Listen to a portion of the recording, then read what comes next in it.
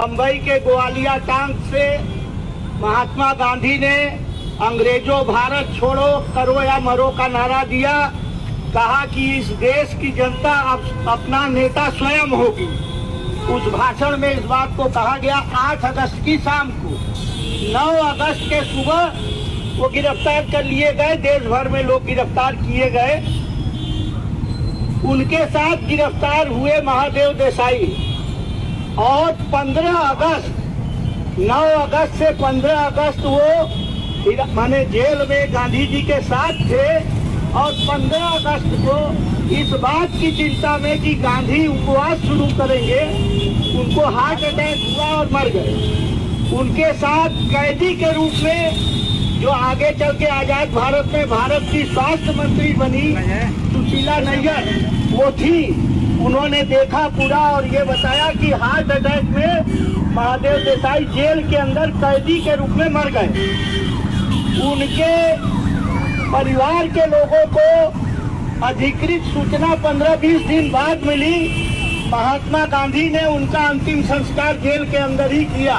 पूना में आगा खां पैलेस को जेल बनाया गया था। उस जेल के अंदर गांधी जी ने उनका कहा कि ये चूंकि प्रिजनर था तो इसको प्रिजनर की नाते जो है वो करना है। और पहले महादेव देसाई, अब आप लोगों को पता होगा कि बाद में कस्तूरबा गांधी भी उसी गिरफ्तारी में वही मरी और उनको भी जो है वहीं पर जो है उनकी अंतिम क्रिया की गई। ये एक घटना। दूसरी घटना मैं 1975 की बताना चाहता हूँ, जब लोकनायक जयप्रकाश चंडीगढ़ में थे, लंबे समय तक एकांतवास में इमरजेंसी में बंद थे और उनके गुर्दे खराब हो गए। अचानक ये पता चलता है कि उनके गुर्दे खराब हो गए और उसके बाद उनको चंडीगढ़ के पीजीआई में लाया गया। देश में उस जमाने में बहुत कम जगह डायलिसिस होती थी।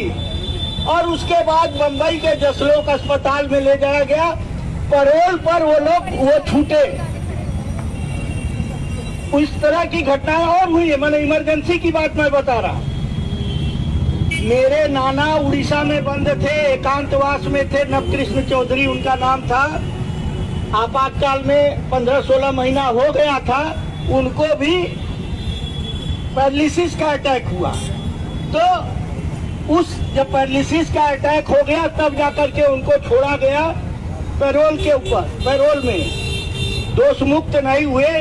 तो ये एक काल भारत के लोगों ने कई बार इस तरह के जिनको कहा जाएगा मौलिक अधिकारों को खत्म करने वाला जमाना पहले भी देखा है। जब जो हमारे संविधान में लिखा हुआ है, जिसको हम लोग पढ़ते हैं कि ये बुनियादी अधिकार है, ऐसे सभा करना, संगठन बनाना, प्रतिवाद करना, खास करके बीएचयू के छात्रों को मैं कहना चाहता हूँ, सन 72 में जो विश्वविद्यालय के छात्रों ने छात्र संघ का संविधान बनाया था, उसमें एक उद्देश्य था, टू एक्सप्रेस डेमोक्रेटिक डिसेंट, लोकतांत्रिक असहमति प्रकट करना। काशी हिंदू विश्वविद्यालय के छात्र संघ का एक उद्देश्य था। उस उद्देश्य को हटा दिया गया जब प्रशासन ने अपने मन का संविधान बनाया, तो उस उद्देश्य को हटा दिया गया। मैं इसकी चर्चा क्यों कर रहा हूँ आज?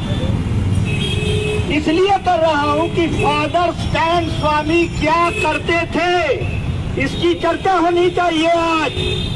झारखंड के अंदर 4000-5000 नौजवान, निर्दोष नौजवान जेलों के अंदर बंद थे।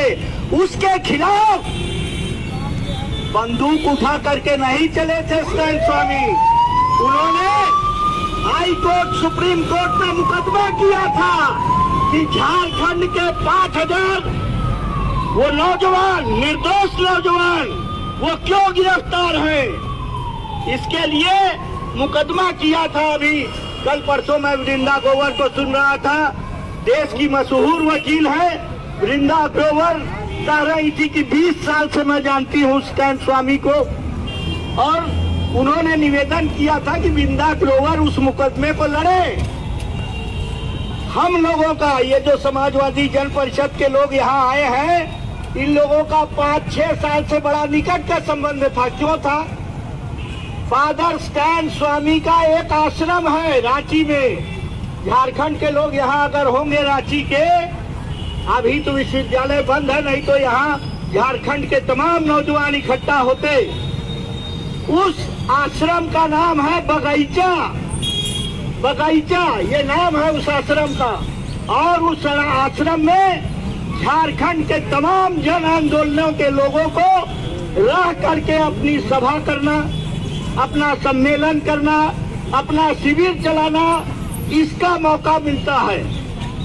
आपको अपने से बर्तन धोना पड़ता है। और उस समय 82 साल की उम्र में भी स्टैन स्वामी का वो आश्रम था, लेकिन स्टैन स्वामी हम लोगों के साथ टेबल पे वैसे ही आकर के बैठते थे, लाइन में लग करके भोजन लेते थे और हम लोगों की तरह ही, सब लोगों की तरह बर्तन साफ करके रखा करते थे। मैं ये क्यों बता रहा हूँ आपको? असली गुस्सा इसी बात पर था कि स्टैन स्वामी झारखंड के जो गरीब गुरबा लोग हैं, जिनको उजाड़ा जा रहा है, अडानी की परियोजना आई है। क्या परियोजना है? वहाँ बिजली घर बनाएगा गौतम अडानी। उसकी 1 यूनिट बिजली भारतवर्ष को नहीं मिलने वाली है। वो पूरी के पूरी बिजली जाएगी बांग्लादेश में, और बांग्लादेश उस बिजली को खरीद सके, इसके लिए $1 बिलियन का कर्जा नरेंद्र मोदी दे रहे हैं।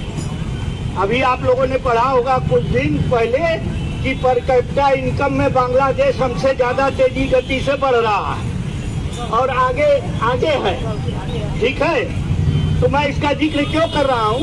क्योंकि कई लोगों के मन में आया होगा कि नरेंद्र मोदी ने इतना बड़ा कर्जा दिया।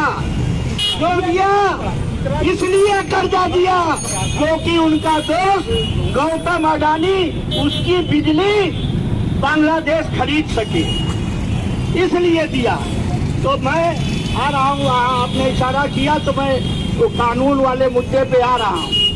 ये यूएपीए में क्या है भाई? यूएपीए 1967 से बना हुआ है, लेकिन उसमें प्रावधान लगातार निरंकुशतावादी जुड़ते गए। कांग्रेस की सरकार में भी जुड़े। इस बात को साफ समझ लीजिए। होम मिनिस्टर चिदम्बरम थे। ये जो बेल आसानी से नहीं मिलेगा, ये उन्होंने, चिदम्बरम ने इसका प्रोविजन लाया और संसद में पारित कराया। कल सोनिया गांधी और तमाम लोगों ने राष्ट्रपति को चिट्ठी लिखी है। हम उनसे भी पूछना चाहते हैं कि ये यूएपीए में जो बेल न मिलने का प्रोविजन है, जो कठिनाई है, ये संशोधन तो आप लाए थे। बुनियादी तौर पर ये जो पूरा सत्ता का चरित्र है, चाहे भारतीय जनता पार्टी की सत्ता हो, चाहे कांग्रेस की सत्ता हो, इनमें कोई फर्क नहीं है साथियों। ये विदेशी पूंजी को निमंत्रित करने में भी इनमें समानता है और इस तरीके के काले कानूनों को लाने में भी इनमें समानता है। इस बात को साफ तौर पे समझ लीजिए। और जो अपराध है, खुल करके कहना चाहता हूँ, याददाश्त ज्यादा नहीं होती है। ये जो आज देश का गृह मंत्री है, ये 2002 के बाद गुजरात का भी गृह मंत्री था। और अगर आपको याद दिलाना चाहता हूँ कि एक दौर ऐसा आया कि जब गुजरात के अंदर सबसे ज्यादा भारतीय पुलिस सेवा के ऑफिसर जेलों के अंदर बंद थे। क्यों? ये सारे के सारे आईपीएस ऑफिसर, 15 या 16 आईपीएस ऑफिसर एक साथ अलग अलग जेलों में बंद थे। गुजरात में क्यों? क्योंकि गुजरात का उस समय गृह मंत्री अमित शाह था और उसके इशारे पर तमाम फर्जी मुठभेड़ की गई थी। और उन फर्जी मुठभेड़ का, जब मामला फर्जी मुठभेड़ होगा, यहाँ तो हिंदी में अगर आप कहिएगा कि एनकाउंटर, तो सब कोई समझ जाएंगे फर्जी मुठभेड़, यही ना समझते हैं। जबकि एनकाउंटर का मतलब मुठभेड़, लेकिन फर्जी मुठभेड़ की बात कर रहा हूं। उन फर्जी मुठभेड़ों में ये सारे लोग बंद थे और अमित शाह भी बंद था। ये मत भूलिए कि अमित शाह, सुप्रीम कोर्ट ने कहा था कि ये गुजरात के अंदर इनको अभी नहीं जाना है जी। तो उस अमित शाह ने जो किया, जो क्रिमिनल चीज की, उसको समझ लीजिए। ये बच्ची ने हल्का सा इशारा किया, लेकिन लोग समझा, उसको पकड़ते नहीं है कि ईमेल के द्वारा एक ऐसा जो है वो डाला गया उसमें, जिसको खोल देने के बाद और ईमेल का हिस्सा नहीं बन गया, जो फादर के खिलाफ सबूत दिखाया जा रहा है तमाम लोगों के खिलाफ। तो वो क्या हुआ कि उसके साथ अगर डॉक अटैच है तो वो डॉक अटैच करके, और वो भी अंतर है कि मान लीजिए कि उनके कंप्यूटर, आप लोग सारे लोग अब कंप्यूटर इस्तेमाल करते हैं, अगर वो वर्ड का डॉक का 7वां 8वां संस्करण है तो इन्होंने 10वां संस्करण का डाला, पकड़ में आ जाता है। और पकड़ा किसने? वॉशिंगटन पोस्ट ने पकड़ा। वॉशिंगटन पोस्ट ने विधिवत पैसा दे करके एक सॉफ्टवेयर की एजेंसी को लगाया और लगा करके उसका पूरा तकनीकी वो दिया गया, लेकिन भारत की अदालतें उसको नहीं मानेंगी, वो यही के लोगों को मानेंगी। इसमें नियुक्तियां दिल्ली सरकार करती है। अगर बीएचयू के कंप्यूटर सेंटर को कह दिया जाएगा तो क्या वो केंद्र सरकार के खिलाफ कोई रिपोर्ट देगी? आप बताइए।